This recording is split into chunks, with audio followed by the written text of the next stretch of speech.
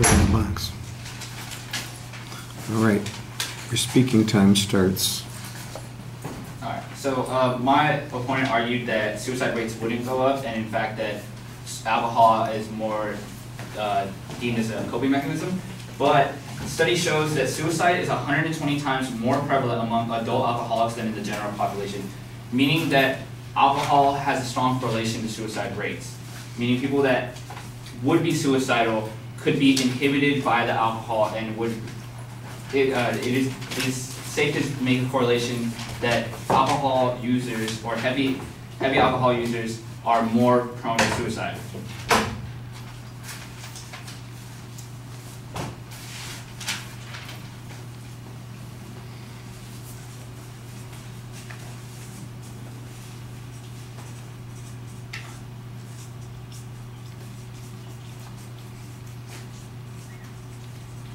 And as well, he argued that argues that if we should be able to drink because we're allowed to make other decisions such as getting married, owning a home, and signing contracts. But this is not to say that there aren't other things that we're not allowed to do from the ages of 18 to 21. For instance, you can't gamble in most states because certain things like alcohol and gambling are found as addictive, and it's people from the ages of 18 to 20, as we mentioned before, are still developing, and the exposure of or the easy access to things such as gambling and alcohol, as stated earlier, is correlated with higher instances of abuse later on in life.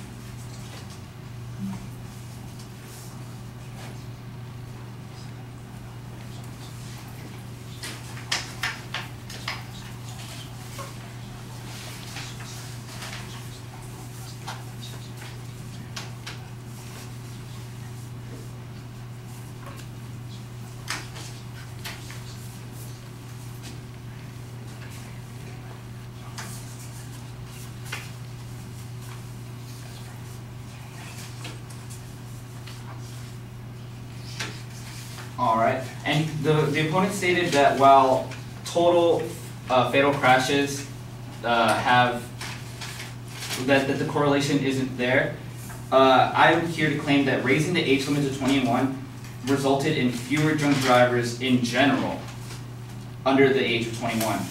For instance, according to status reports of National Roadside Breath Surveys, National Roadside Breath Surveys of nighttime drivers on weekends reveal a 74% decline in driving with blood alcohol concentration of 5% or more among people younger than 21 during 1973 to 96.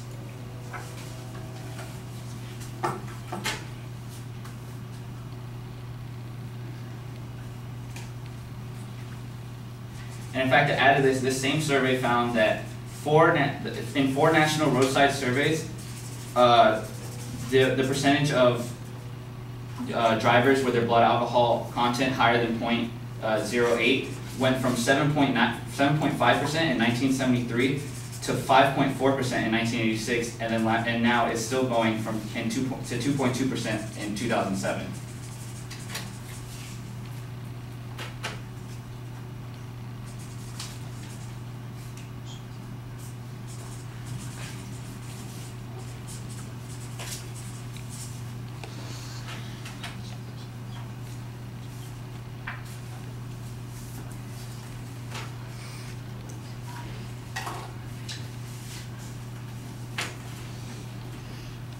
You're out of time.